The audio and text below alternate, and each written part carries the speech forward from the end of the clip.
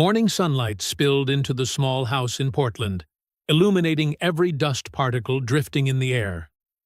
Jonah Whitlock slowly opened his eyes on the old sofa. His body ached after a restless night's sleep. Then a faint sound rose from the kitchen, the clink of a spoon against a cup. Soft footsteps. Jonah jerked upright. He turned his head, and his heart seemed to freeze mid-beat. A woman was standing in the kitchen, her hair slightly tousled, the early light wrapping around each soft strand. On her body was his white shirt, the very shirt he'd tossed over the chair last night. She was making coffee, her movements calm, as if she had belonged to this kitchen for a long time. She turned around. A thin smile flickered at the corner of her lips. "Do you really not remember anything from last night?" Jonah swallowed hard. His voice was hoarse, uneven. "Wait, who are you?" The woman set the coffee cup down on the table, slowly, as if savoring every bit of tension lingering in the room. "The woman whose life you saved," she said gently, like a breeze, "and also the owner of the company that currently holds this house." Jonah shot to his feet. The room seemed to spin for a second. His heart pounded hard, every vein throbbing at his temples. From the hallway came a burst of giggles. Tessa, his daughter, peeked her head out of the bedroom door. Her blue eyes sparkled with curiosity. The woman looked at Tessa, then back at Jonah. In her eyes was something both unfamiliar and dangerous, as if she were hiding a secret he hadn't yet touched. "We need to talk, Jonah. If you're wondering how all of this began, remember to hit subscribe so you don't miss what happens next. This story is only beginning to unfold. After all, what does the mysterious woman in Jonah's shirt truly want from him? And what she's about to say, could it change the entire life of the Whitlock father and daughter? Jonah Whitlock, 36 years old, a mechanical engineer who once worked for a major company in Seattle. Now, he is just a freelance repairman in Portland, fixing leaking pipes, running electrical wiring for old houses. Any job that pays, he takes. His daughter, Tessa, 7 years old, eyes blue as a summer sky, blonde hair tied high behind her head. She is Jonah's entire universe. Even though life is always a struggle, Jonah still teaches her one thing. "Tessa, we may be poor, but we never give up. Understand?" She nodded. And strangely, Tessa understood life more than most children her age. But that night, that fateful night, began with a storm. Rain poured down on the streets of Portland. Thunder roared across the sky. Jonah drove his old truck home after a 12-hour shift. His shirt was soaked with sweat and engine oil, his hands trembling from exhaustion. The truck swayed on the flooded road. The headlights flickered in the thick curtain of rain. Then he saw it. A luxury car lay tilted on the roadside, its front end rammed into a tree. White smoke rose from the hood. Flickering headlights cast a faint beam of light, like a final cry for help. Jonah hit the brakes. The truck skidded across the slick road. He jumped out, running through the rain like charging into a wall of white. Inside the car was a woman, her black suit soaked through, her white shirt stained with blood. Her expensive watch still gleamed faintly beneath the flashes of lightning. Her face was pale, a streak of blood running from her forehead down her cheekbone. The seatbelt held her tightly in place. She saw Jonah, her eyes wide, terrified. "Help me, please." Jonah didn't think, didn't hesitate. He smashed the window with his elbow. The skin split, blood mixing with rainwater. He grabbed his pocket knife, cut the seatbelt, and pulled her out. Just seconds later, the engine burst into flames. The woman collapsed against his chest, her body trembling violently. "Thank you. I can't breathe." Her breaths were shallow, rapid, full of panic. The hospital was miles away. Half the city was cut off due to flooding. There was no route that would get them there in time. Jonah made a decision within a single heartbeat. My house is nearby. We need to get there now. She nodded weakly. He drove fast, but carefully, his hands still shaking. Through the fog of rain, his small house appeared. A worn wooden home with peeling paint and a crooked fence bracing itself against the storm. Inside, he laid her on the only bed in the house. He pulled a blanket over her and leaned down to check her breathing. She was unconscious, but stable. Jonah grabbed a pillow and headed to the sofa. That would be his place to sleep tonight. Around midnight, Tessa woke up. She quietly stepped into the living room and saw her father sitting upright, his tense eyes fixed on the bedroom door. "Daddy? Who is that woman?" "She's hurt, Tessa. She needs help." "Will she be okay?" "I think so. Go back to sleep." Tessa wrapped her arms tightly around him. "You're the best person in the world." "I'm just doing what I should, sweetheart." A bolt of lightning tore across the sky, a flash of white illuminating the woman's face through the crack of the door. And in that instant, Jonah saw something in her, something indefinable. Strength. Power. A quiet authority that made others hold their breath. This was not an ordinary person. Who was she? Dawn arrived slowly. The storm had retreated, as if it had never existed. Jonah made coffee, hot steam rising in the small kitchen. He leaned into the bedroom to check on the woman once more. She was still sound asleep. He looked around. The expensive suit hung over the chair to dry, the designer handbag placed in the corner, the platinum watch gleaming on the bedside table. This woman had money. A lot of money. But last night, none of that mattered. She had simply been someone who needed help. A sound came. She was waking up. Jonah stepped back, giving her space. He went to the kitchen and began preparing breakfast for Tessa. Then he heard footsteps. He turned around. His world seemed to stop. The woman stood at the doorway, wearing his white shirt, the one he'd left on the chair. Her hair was messy, but her eyes were sharp, alert, studying him. She smiled. Soft. Intentional. "Good morning." Jonah felt his face burn. "You are wearing my shirt. You left me lying in a pile of wet clothes. I found this." Her voice was calm, confident, even slightly amused. "I hope you don't mind?" Tessa came running in, her hair still tousled from sleep. "Who are you?" The woman crouched down to be at Tessa's eye level. "Just someone your dad saved." Jonah stood frozen. This woman, in his shirt, in his kitchen, was acting as if she had belonged here for years. "I can call a taxi for you," Jonah said, his voice tense, awkward.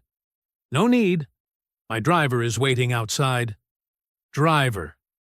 She poured herself coffee and took a sip. "He's been waiting since 6 this morning." Jonah blinked. "You could have left hours ago." "I wanted to thank you properly." She set the cup down. "And return this." She pointed at the shirt. But she didn't move. She simply smiled. A smile that felt like she was testing how he would react. Tessa burst out laughing. Jonah looked at his daughter. "Tessa, go get ready for school." "But Dad—" "Right now." Tessa pouted, but headed back to her room. The woman watched their exchange. "She's adorable. How old is she?" 7. "You raise her alone?" "That has nothing to do with you." She raised an eyebrow. "That's true." A silence sliced through the air like cold wind. Jonah lowered his head, wiping the table, doing anything to avoid her gaze. Then she opened her handbag and took out a thick, soft leather wallet. She set a stack of cash on the table, $100 bills neatly arranged. At least 2,000. To cover last night. Jonah looked at the money, then at her. "Cover what?" "You saved my life. Gave me a bed, clothes, everything." Jonah's jaw tightened. "I didn't do it for money." She shrugged. "Then consider it laundry money. Your shirt probably needs dry cleaning." Something inside Jonah cracked. He grabbed the money and shoved it back toward her. "Take it. I don't need your money." Her face remained completely calm. Most men would take it. "I'm not most men." She tilted her head, studying him as if examining the structure of a strange machine. "No, you're not." She calmly took the money back, folded it neatly, and slipped it into her bag. "My mistake. I thought I was being generous." "Generous?" Jonah let out a cold, bitter laugh. "You think throwing money around is generosity? You don't know what generosity is? Then explain it to me." Generosity is helping someone because it's the right thing to do, not because of debt, not because of money, just because they need it. She stood still. For the first time, a flicker of confusion crossed her usually composed face. "I understand," she said softly. "Do you, really?" Jonah turned away. "Because from what I've seen, you just tried to turn a kind act into a transaction." The air between them grew as heavy as stone. Finally, her voice lowered. "You're right. I'm sorry." Jonah didn't look at her. She walked to the door, paused, and glanced back. "What's your name?" "Jonah. Jonah Whitlock." "Jonah Whitlock." She repeated it slowly. "I won't forget." Then she left. The door closed gently behind her. Tessa peeked out with her backpack on. "Is that Daddy's girlfriend?" "No, sweetheart. She's complicated." "I think she likes you." Jonah laughed. "Oh, yeah? Why?" "Because she looked at you the way you look at pancakes." Jonah threw his head back, laughing. "Like I want to eat her? Like she makes you happy." Jonah scooped his daughter into his arms, lifting her up and spinning her once. "You're too smart for your own good." That afternoon, Jonah picked Tessa up from school. They stopped at a small grocery store. He counted the money carefully. Enough to buy rice, eggs, vegetables, maybe a small treat for Tessa if he calculated well. At home, he turned on the TV while cooking. Then he heard it. Breaking news. CEO Aubrey Hawthorne, who survived a car accident last night, returned to work today. Sources say a local resident pulled her from a burning vehicle just in time. Jonah froze. He stared at the screen. It was her, the woman from that morning, now appearing with a commanding presence in a sharp business suit, standing in front of an imposing headquarters building. Behind her was the large logo, Hawthorne Industries. The reporter continued. Ms. Hawthorne declined to name her rescuer, but she did say this. The screen shifted to Aubrey. Microphones pointed at her, flashes firing nonstop. He was kind, humble, and refused to take any money. That is the kind of dignity that cannot be bought. Jonah stood there, wooden spoon in hand, mouth hanging open. Tessa tugged lightly on his sleeve. "Daddy, that's the woman from this morning." "Yeah, sweetie, it is. She's famous. Looks like it. Why didn't you tell me?" "I didn't know either." Tessa's eyes widened. "Dad saved a CEO. That's so cool." Jonah turned off the TV and went back to cooking, but his head was spinning. Aubrey Hawthorne, one of the wealthiest women in Oregon. Known for buying companies, building an empire, crushing competitors. Tessa climbed onto the chair by the counter. "Do you think she'll come back?" "I don't think so, sweetheart." Then he sighed. "But I also hope she does." "I like her," Tessa said matter-of-factly. Jonah patted his daughter's head. Her soft blonde hair fell over his hand. "You like everyone." "Not everyone," Tessa shook her head. "Only the good ones. And she seems good, even though she looks very fancy." Jonah gave a faint smile.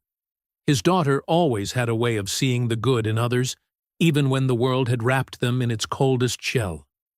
Maybe Tessa was right. Maybe underneath that cold, powerful CEO exterior, Aubrey was kind in her own way. But Jonah told himself he would never know that. People like her wouldn't come back to a working-class neighborhood like his. That door had closed already. Or, at least, that's what he thought. 3 days passed. Jonah tried to forget Aubrey Hawthorne. He had work to do, bills to pay, a daughter to raise. But the universe had other plans. He was at Tessa's school, fixing a broken water pipe in the teacher's lounge. His hands were dirty, his shirt stained with grease. Just another ordinary day. Then he heard an engine. Not the kind of engine sound from the old SUVs parents usually drove to the school, but a low, smooth, expensive sound. The kind of sound like a quiet growl from a wild animal. Jonah looked up. A black luxury sedan glided into the parking lot. Dark tinted windows, sleek chrome lines. Clearly, this car did not belong in this neighborhood, much less in this schoolyard. The door opened. Aubrey Hawthorne stepped out. A white fitted suit, high heels clicking sharply on the concrete. Black sunglasses covering half her face. She didn't look around. She walked straight toward Jonah, as if this entire courtyard were her own stage. Parents went silent. Teachers turned to look. Every gaze was pulled toward her. Jonah stood up, wiping his hands on a dirty rag, leaving streaks of black oil on the fabric. "How can I help you?" Aubrey removed her sunglasses, her razor-sharp eyes locking onto his. "Mr. Whitlock, we need to talk." Jonah sighed, his voice edged with weariness. "If this is about money again—" "It's not." Her voice was firm. "It's about the truth." She took out her phone and turned the screen toward him. Security footage appeared, grainy, full of noise, with a timestamp. But the image was unmistakable. Jonah carrying her out of the burning car, his face smeared with dirt, but his eyes fierce. "You saved my life," Aubrey said, "and I haven't even thanked you properly." Jonah shrugged. "You thanked me by leaving." "That was cold." "So is turning kindness into a business transaction." The air between them grew heavy, tense, full of unsaid words. Aubrey glanced toward the playground behind him. Tessa was running around with her friends, sunlight shining on her golden hair. "That's your daughter. My whole world." Aubrey watched Tessa for a long moment. The hardness in her gaze softened. "She's lucky to have you." "I'm the lucky one." Aubrey stepped closer, her voice lower. "Jonah, I'm here to apologize and to make things right." "You don't owe me anything." "Maybe not, but I want to do this." She pulled an envelope from her bag and opened it. Inside were legal documents. Jonah immediately recognized the logo of the property management company that handled his rental. "What is this?" "I own the building you rent. As of yesterday, I bought it." Jonah's stomach tightened. "You did what?" "And as of this morning, your entire rent balance is paid." "The house belongs to you, completely free." Jonah stepped back half a step. His head spun. "You think kindness is a debt to repay? I don't need this." "This isn't about debt." Her voice was serious, sincere.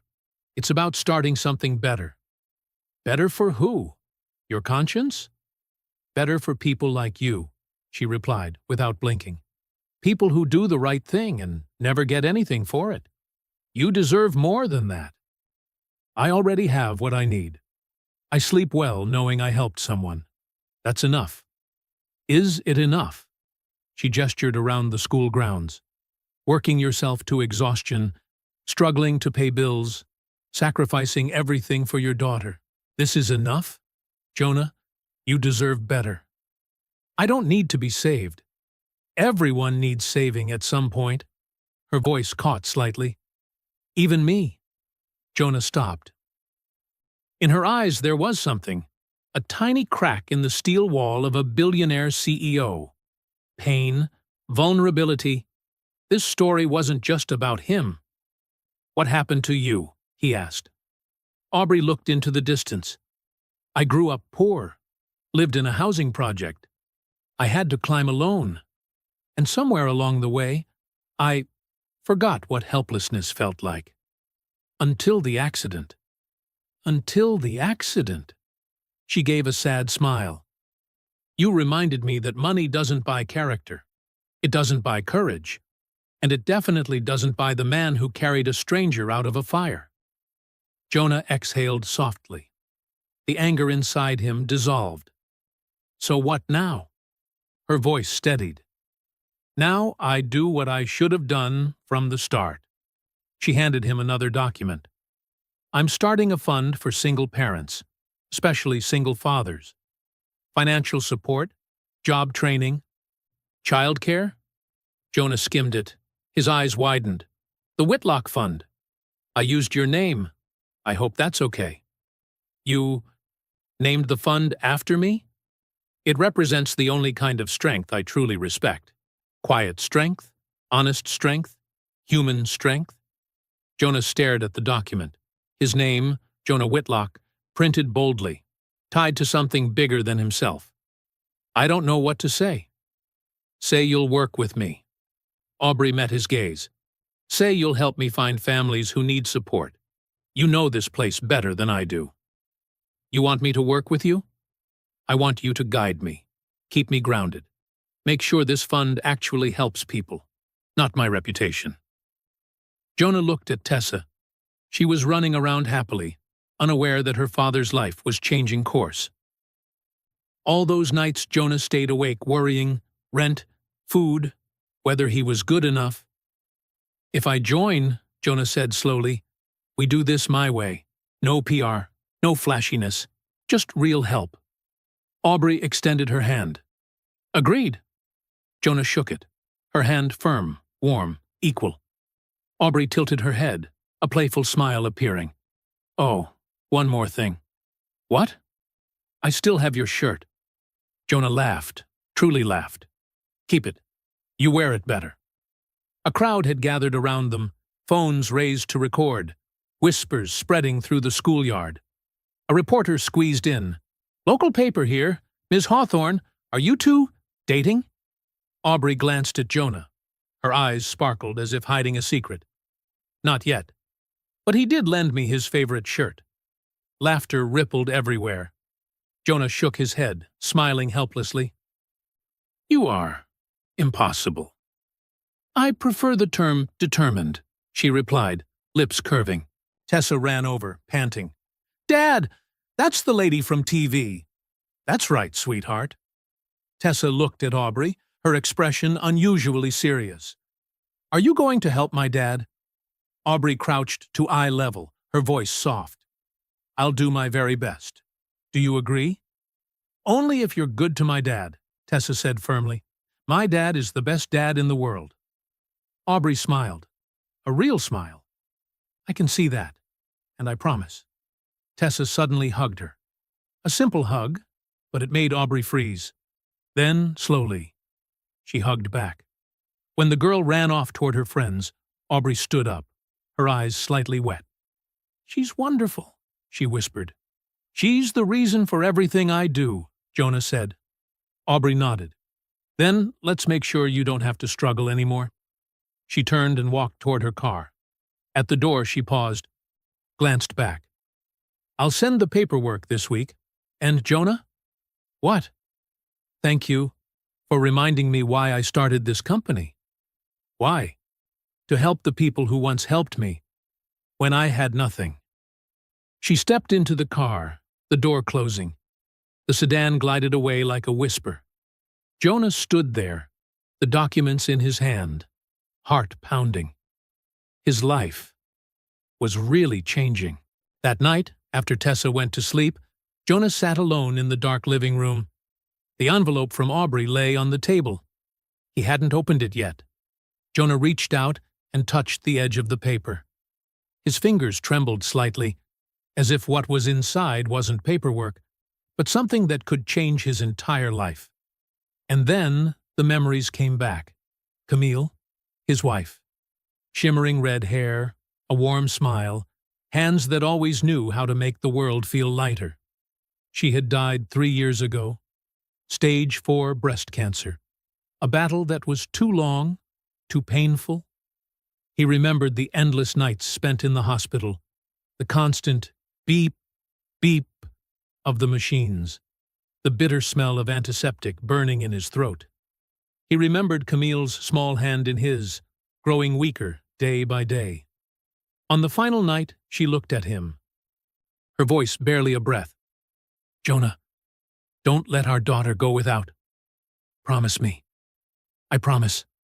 And don't close your heart. She deserves happiness. Camille, promise me." Tears streamed down his face. "I promise." She passed away at 3 a.m. He held her cooling body, screaming into the darkness. Screamed until his voice went raw.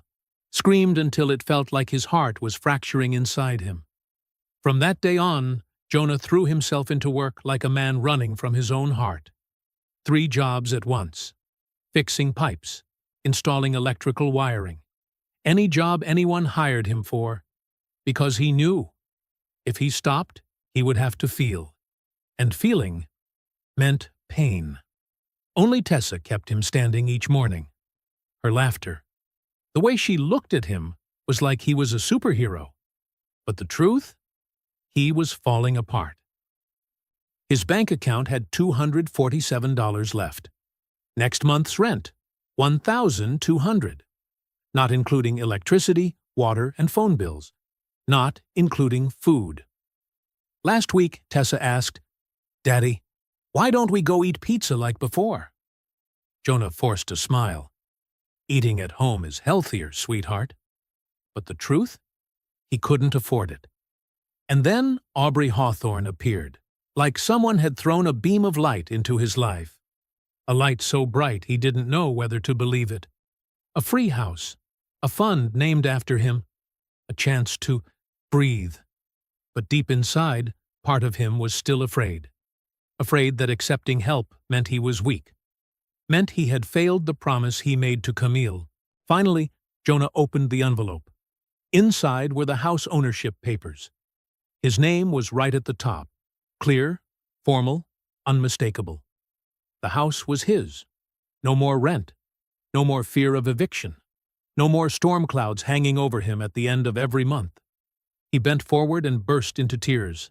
Not ordinary tears, but guttural sobs from the deepest part of his chest. The cries of a man who had held everything in for far too long. At that moment, the bedroom door opened softly.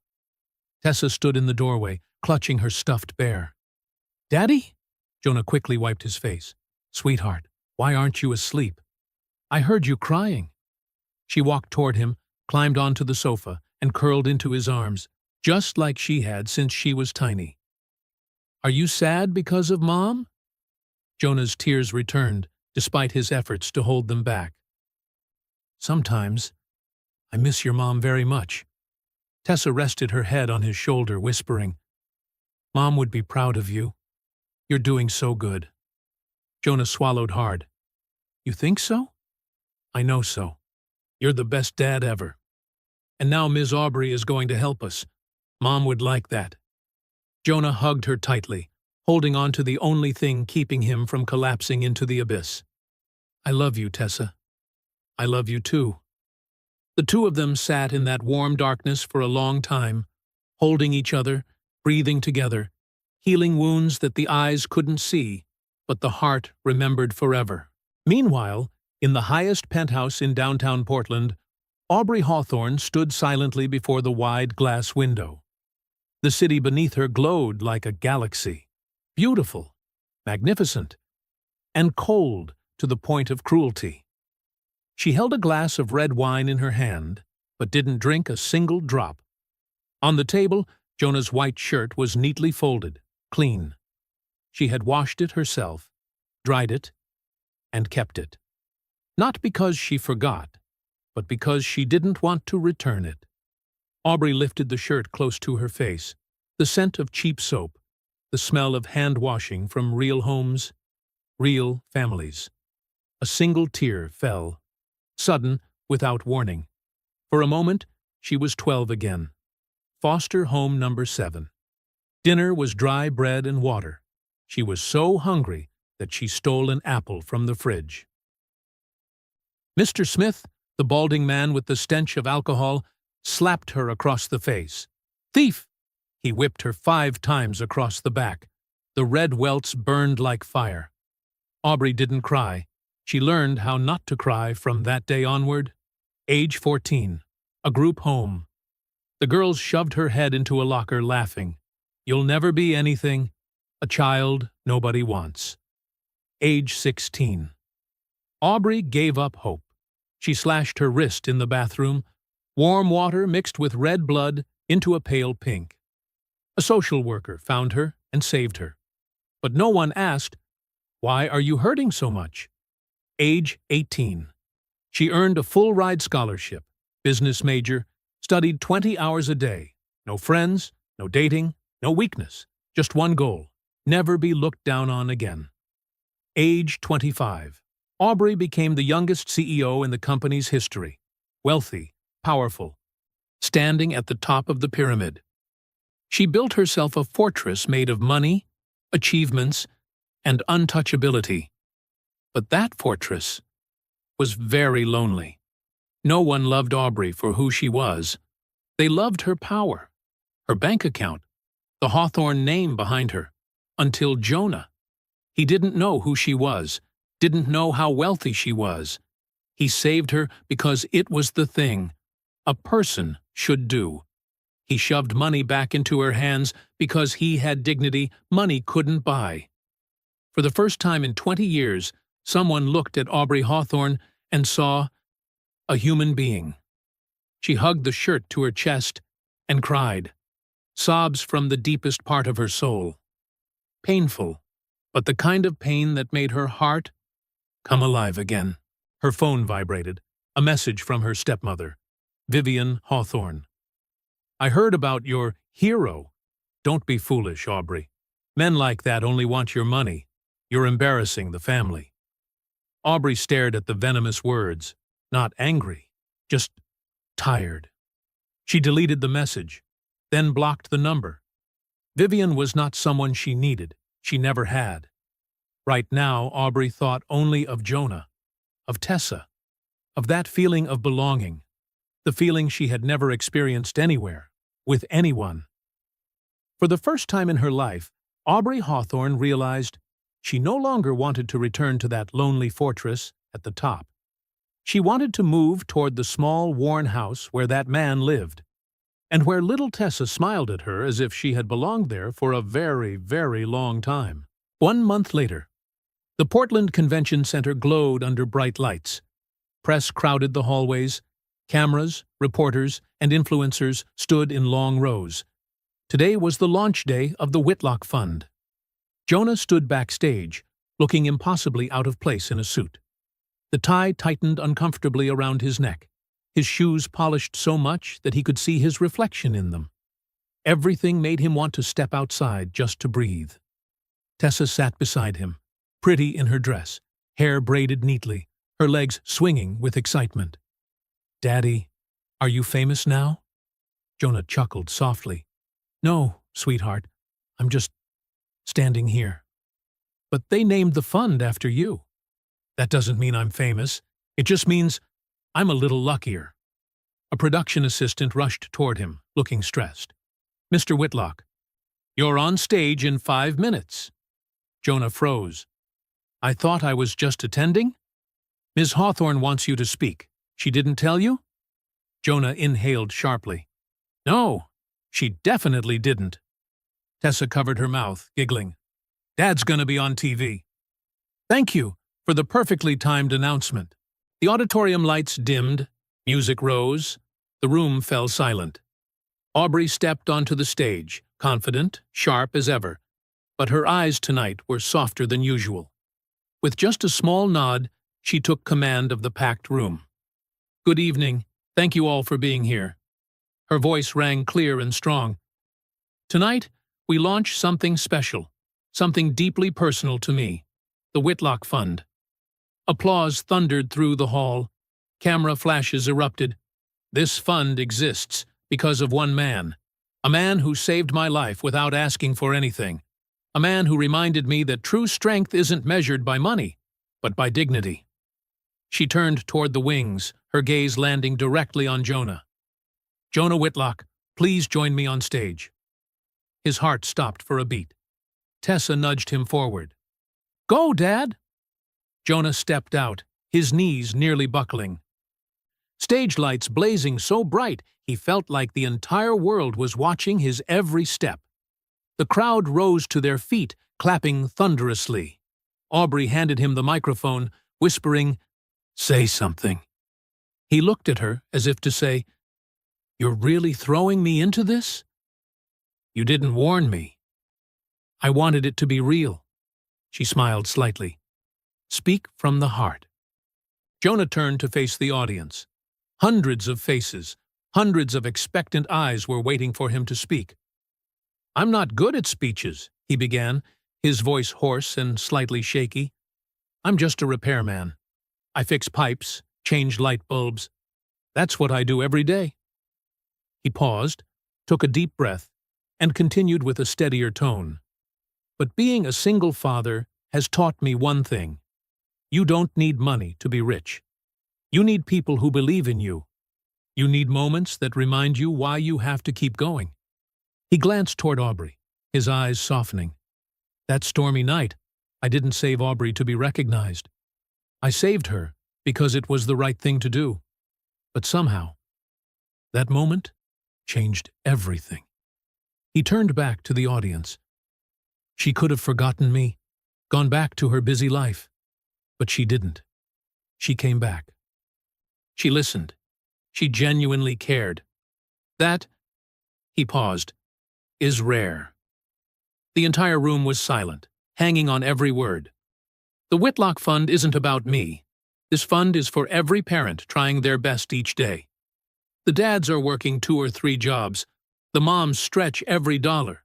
The people who feel invisible." Jonah's voice grew stronger, more confident. "You are not invisible. You matter. And now you have support.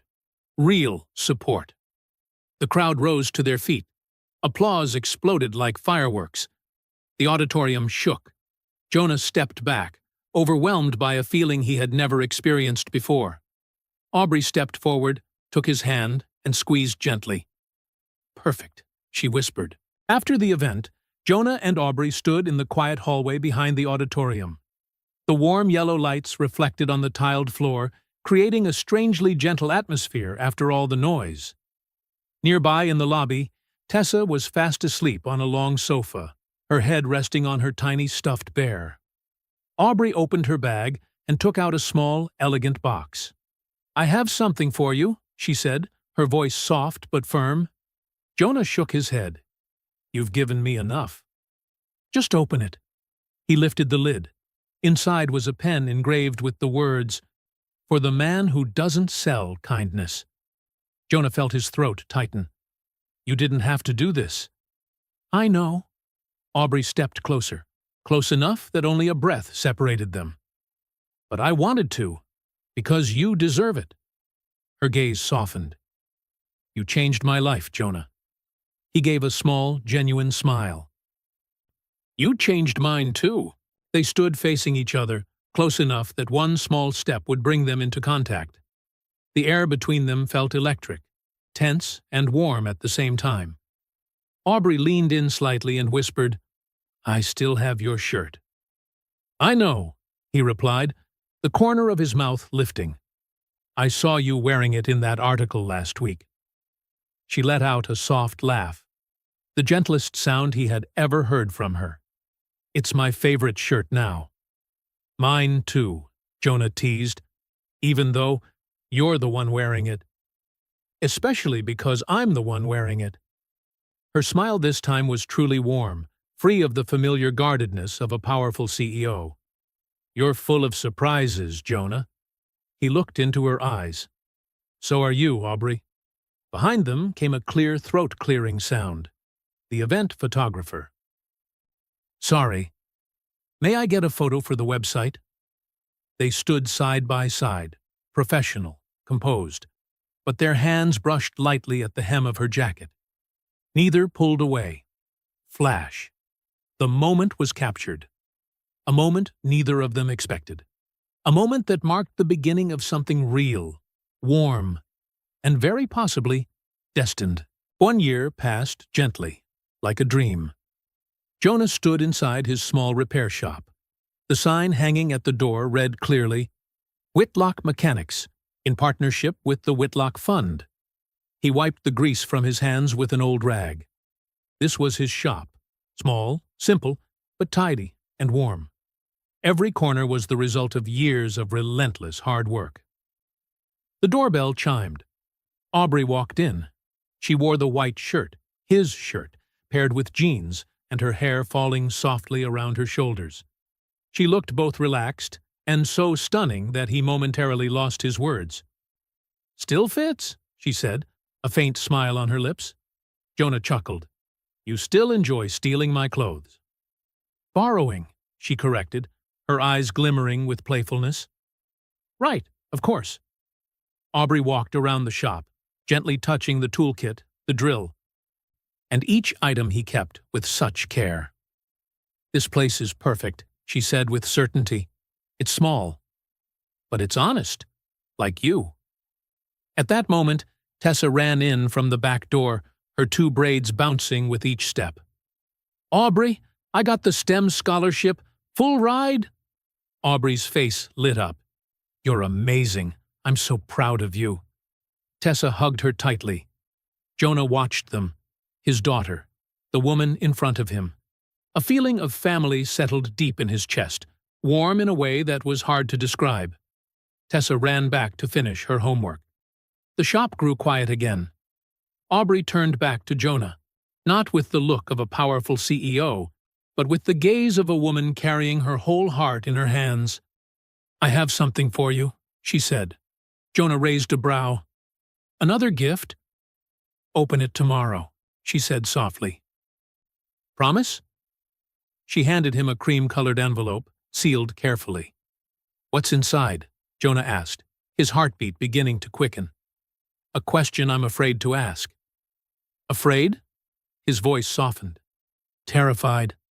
She gave a fragile smile, then gently brushed her fingers against his cheek. "You make me feel things I thought I had buried." "Like what?" "Like I'm home." Jonah pulled her closer. "You are home." They kissed. Gentle, deep. A year of friendship blooming into love. She stepped back, smiling. "Open it tomorrow." "Why not now?" "Because I want you to truly think about it." She left. Jonah stood alone, the envelope warm in his hand. That night, Jonah tossed and turned, unable to sleep. The envelope lay on the nightstand like a challenge, silently staring at him, waiting for him to open it. Finally, he reached for it and lifted it. His fingers trembled slightly. In his mind, a familiar voice whispered, the voice of Camille. "Don't close your heart, Jonah. You deserve happiness." But was he allowed? Allowed to love again? Allowed to move on? To let the past rest? A tear fell. Then another. For the first time in many months, he allowed himself to feel pain and hope. Jonah opened the envelope. Inside was a handwritten card, Aubrey's lettering sharp and neat, yet with a faint tremble, as though she had written it with her whole heart. "Jonah, you saved my life in the storm, but you did more than that. You saved me from becoming the person I hated. You reminded me that kindness is the strongest currency, that honor matters more than wealth, that love is built on respect, not transaction. I'm not asking because I owe you. I'm asking because I cannot imagine life without you, without Tessa, without the man who shoved my money back at me and taught me what dignity truly is. Will you marry me? A." The second page was a printed invitation. The wedding of Aubrey Hawthorne and Jonah Whitlock. Jonah's hands shook violently. Tears fell as naturally as breathing. He laughed and cried at the same time, feeling his heart clench, but in a way that was sweet beyond belief. Tessa appeared in the doorway, clutching her stuffed bear, eyes still sleepy. "Daddy, why are you crying?" Jonah wiped his tears, but the smile on his face couldn't be hidden. Because something impossible just became possible, sweetheart. Is Ms. Aubrey going to be my mom? He lifted his daughter and spun her gently. Do you want her to be? More than anything. Then yes, he whispered. She's going to be your mom. Tessa squealed with excitement and hugged his neck tightly. The two of them danced around the kitchen, their laughter filling the small house like sunlight pouring through every window. Their lives were about to change again. But this time, it was right. It was beautiful. And it was built on love. The kind of love both of them thought they would never find again. But happiness, like always, never came easily. The next morning, Jonah's phone buzzed nonstop. Messages, calls, and emails poured in all at once. He opened social media, and it felt like someone punched him straight in the chest. The biggest headline on the news feed: CEO Hawthorne buys her hero? Romance scandal or PR stunt? A photo of Jonah and Aubrey together at the event had been taken from the worst angle possible. Below the image were rows of vicious headlines. She bought him a house. He saved her. How convenient. From plumber to CEO's fiancé, fairy tale or brand-boosting scheme? Insider source: Whitlock exploited the accident to get paid. Jonah's stomach twisted. He scrolled down to the comments, and things got even worse. Obviously, he's after her money. She bought him. Simple. Why do rich women always end up with losers? Each word sank into his chest like a cold blade. His phone rang. Aubrey's name appeared. Jonah answered. Jonah, did you see it? I saw. I'm sorry. I'll take care of it. No. His voice suddenly hardened, cold as steel. I'll handle it myself. He hung up before she could say anything else. At school, things were even worse. Tessa ran home in tears, her face red from humiliation. They said Daddy is a freeloader. Said Miss Aubrey paid you to... She choked. Each word came out like it was being carved from her throat. Jonah pulled her close to his chest.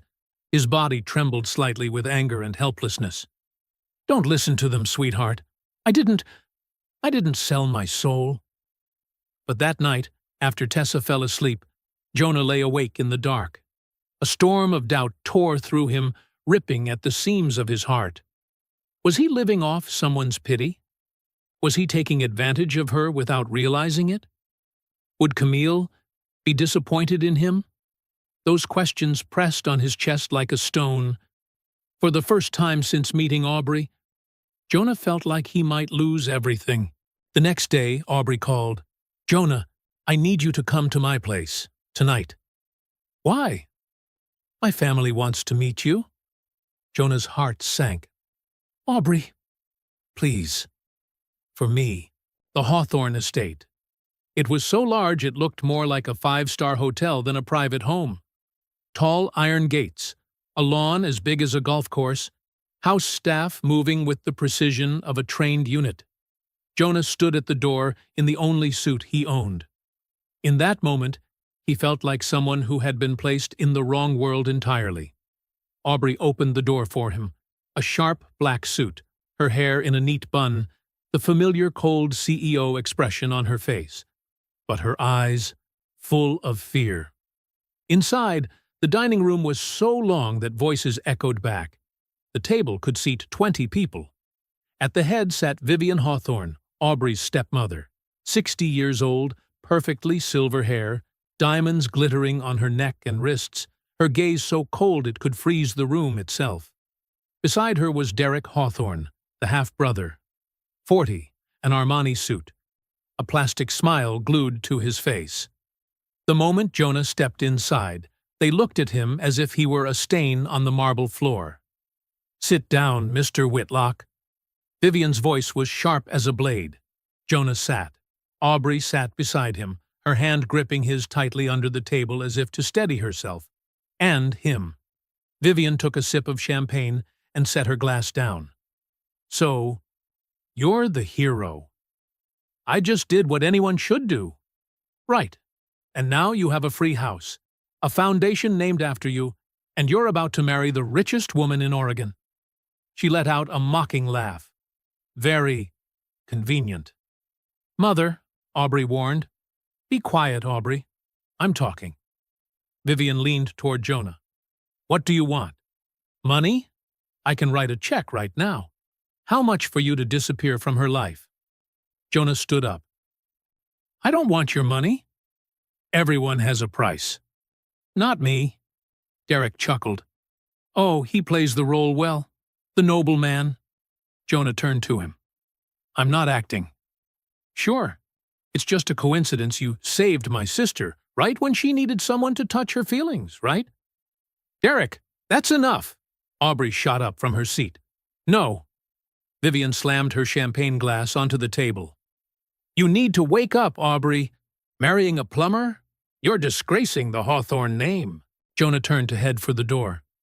But then he heard Aubrey's voice, calm, cold as steel. Mother is right. Jonah froze. Aubrey took a breath, then continued. Jonah has no money, no status, no power. His heart cracked. But she wasn't finished. But he has something no one in this family has. Dignity, honor, and the ability to love me as a human being, not my bank account. The room fell dead silent. Aubrey walked up to her stepmother. You want the truth?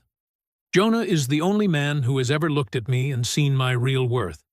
Not the CEO, not the billionaire. Aubrey. A person. Her voice trembled, but her resolve held firm. For the first time in my life, I feel enough.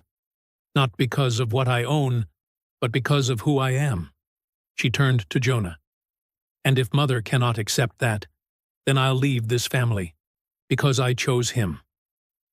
And I will always choose him. Silence. Vivian stared at her daughter like she were a stranger. So, you're serious? More serious than ever. Vivian shot to her feet. Then you're a fool. She stormed out. Derek gave her one last contemptuous look. You'll regret this, Aubrey. The door slammed shut, shaking the walls. Aubrey collapsed onto a chair, her whole body trembling. Jonah immediately knelt beside her. You didn't have to do that, he whispered. Yes, I did. She looked at him, eyes red. They don't define me. You do.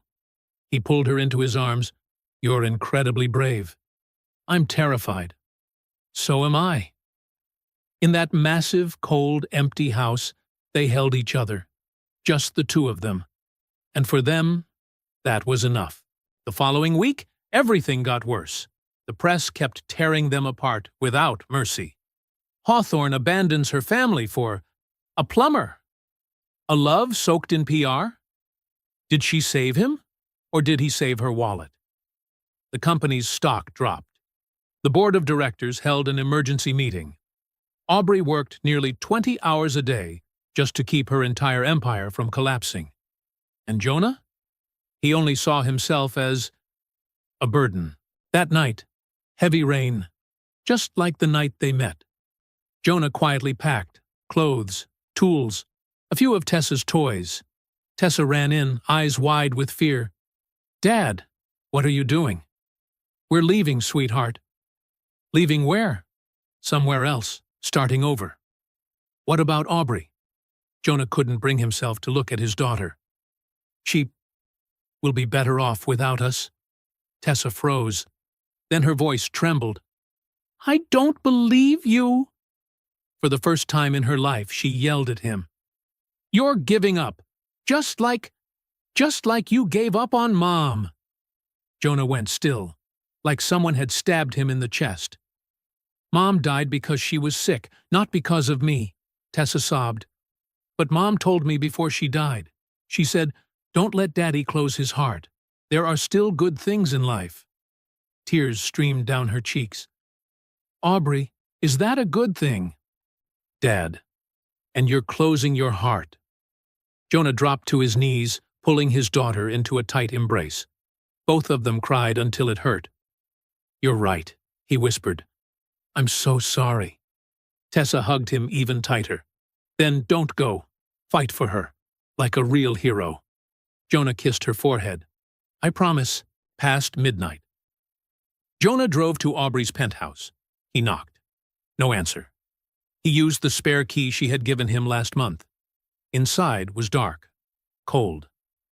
Aubrey sat on the floor, back against the wall, eyes red and swollen. Mascara streaked down her cheeks. Aubrey? She looked up, voice cracked. What are you doing here? Returning to the house. No. Jonah sat beside her. I came to apologize. Apologize for what? For planning to leave you. Fresh tears slid down her face. I knew it. Everyone leaves. You don't understand. I do, she screamed, completely losing control for the first time. Everyone I ever loved left me. My biological parents dumped me into the system. My foster families beat me. My stepmother only wants my inheritance. And now you, the only person who ever made me feel loved. Her voice broke. Aubrey collapsed. Burying her face in Jonah's shoulder, sobbing like she had held it in her whole life.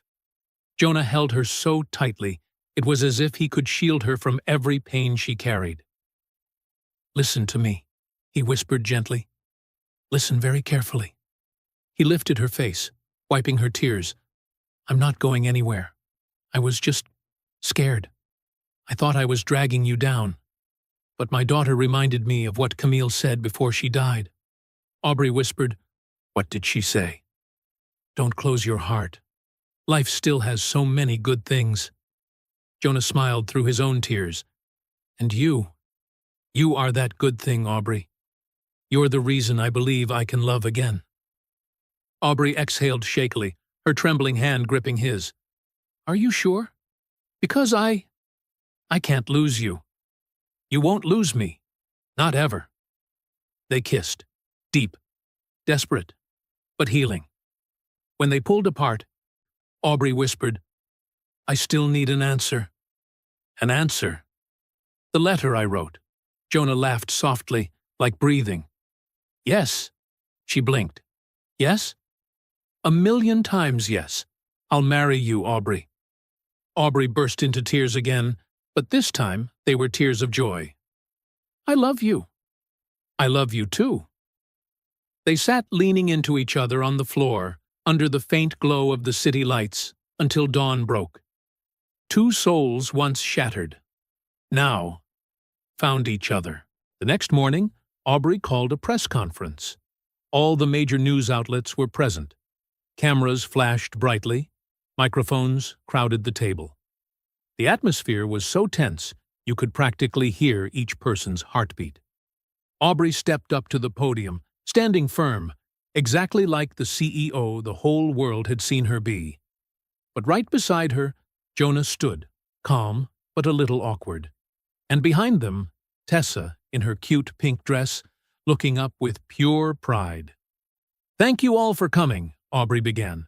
Today, I have an announcement. Camera flashes exploded immediately. This past week, the media has raised many questions about my relationship, she said, her voice steady but slow. They say I bought Jonah Whitlock. They call this a scandal. Aubrey reached out and took Jonah's hand, a simple but powerful gesture. The truth is this. Jonah saved my life. Not just once. He pulled me out of a burning car during the storm, and then saved me again from a cold, lonely life where money was the only measure of worth. Her voice caught for a brief moment, but her gaze remained unwavering. He taught me that kindness cannot be bought, that love is not a transaction, and that family is where people love you for who you are. Aubrey turned to Jonah. Then, in front of the entire press, she slowly knelt down. The whole room seemed to stop breathing. A few people gasped and covered their mouths. Jonah froze, his heart dropping out of his chest. Jonah Whitlock, Aubrey said, her voice trembling slightly but full of certainty. You made me believe in love. You made me believe I deserved to be loved. So, Will you marry me? Jonah let out a laugh choked with tears. You already asked? Aubrey smiled. Then answer me in front of everyone. Jonah nodded, tears glistening under the bright camera lights. Yes, 1,000,000 times. Yes. Aubrey stood. Jonah pulled her into his arms and they kissed. A kiss that spoke all the words they had never dared to say. The crowd erupted into applause. Microphones shook with reporters shouting, "What about your family? They disapprove. What do you say about that?" Aubrey turned back, her gaze sharp but serene. My family, she said firmly, is Jonah and Tessa. The rest is just blood relations. Do you regret it? Another reporter asked. Aubrey smiled, soft but resolute. Never. A small chapel. Warm. Intimate. Only the people who truly mattered. No extravagance, no fireworks, no red carpet. Just exactly them. Simple, sincere, and complete. Tessa stood in the center in a pure white dress, her braided hair adorned with tiny flowers. Her little hands rested in the hands of Jonah and Aubrey, as if she herself were the thread binding the three of them together. Judge Merrick, 65 years old, gentle, with a kind, benevolent face, smiled as he looked at them. Do you, Jonah, take Aubrey? Yes, Jonah answered immediately, not waiting for him to finish. You don't need to hear the rest. I do. The whole chapel burst into laughter. Aubrey looked at him, both moved and excited. I've waited long enough for this moment. Judge Merrick shook his head, chuckling. All right, Aubrey, do you? Yes, forever. Aubrey replied without a single hesitation. Then by the power vested in me. But he didn't even get to finish before they kissed. An early, slightly awkward kiss, but so beautiful it made hearts ache. No one complained, no one stopped them, because clearly they had waited for this for a very long time. At the small reception afterwards, Jonah handed Aubrey a wooden box. What is this? She asked. A key. A key to what? My truck. The truck from that night. I restored it myself. And now it's yours. Aubrey looked down at the old key, the very thing she thought Jonah had thrown away long ago. Tears fell instantly. You kept it? Her voice trembled. Jonah smiled. Some things are worth keeping, like us. She placed her hand on his chest. Especially us. They danced. Aubrey rested her head on Jonah's shoulder. Tessa ran over and hugged both their waists, and the three of them swayed together to the soft music filling the room. Aubrey whispered, Sometimes kindness saves one life. Jonah replied, voice deep and warm.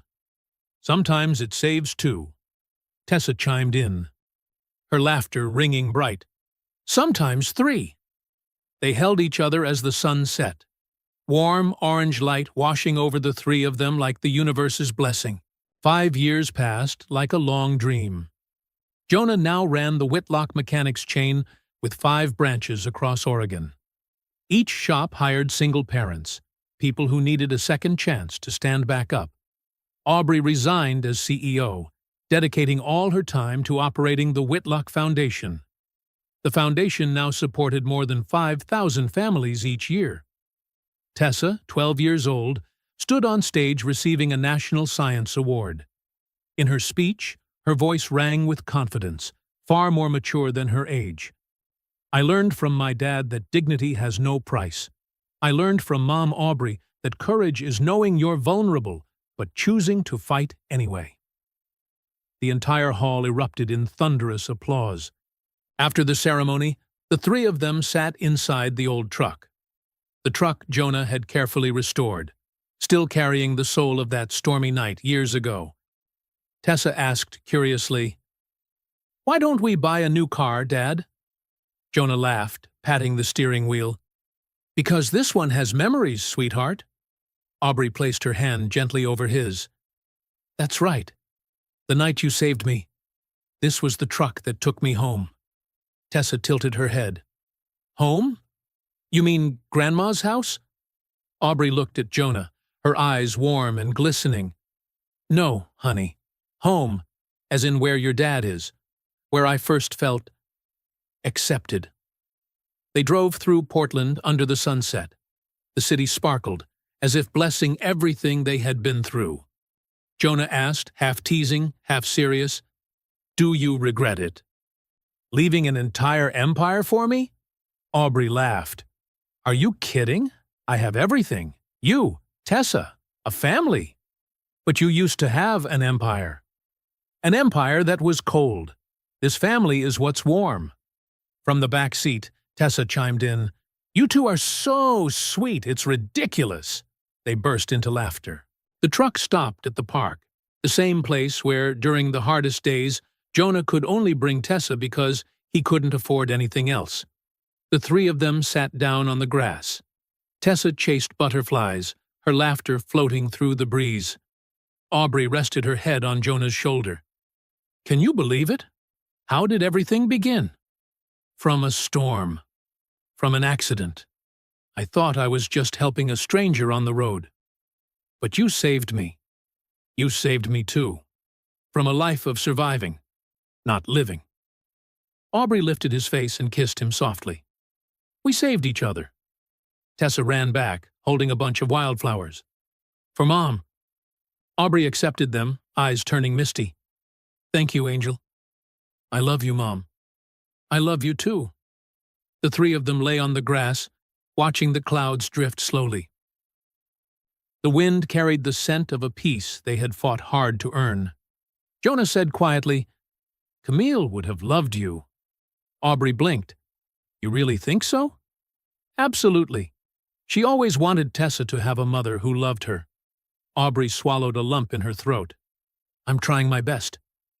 "You're doing an amazing job." Tessa hugged them from behind, her voice bright as sunlight. "You know what? I'm the luckiest kid in the world." "Why do you say that?" Jonah asked. "Because I have two moms who love me. One mom in heaven, and one mom who's hugging me right now." Aubrey couldn't hold back. She pulled Tessa into a tight embrace. "You're too smart for your own good, little Tessa." They sat there, wrapped in each other's arms, as the first star appeared in the sky. If you've watched until this moment, thank you from the bottom of my heart. The stories I tell always center on kindness, healing, and the small miracles of life. If you want to hear more journeys like this, stories that make us believe in love, in kindness, and in people, don't forget to subscribe to the channel, turn on notifications, and leave a comment. Which part of today's story touched you the most? See you in the next story. Thank you for being here.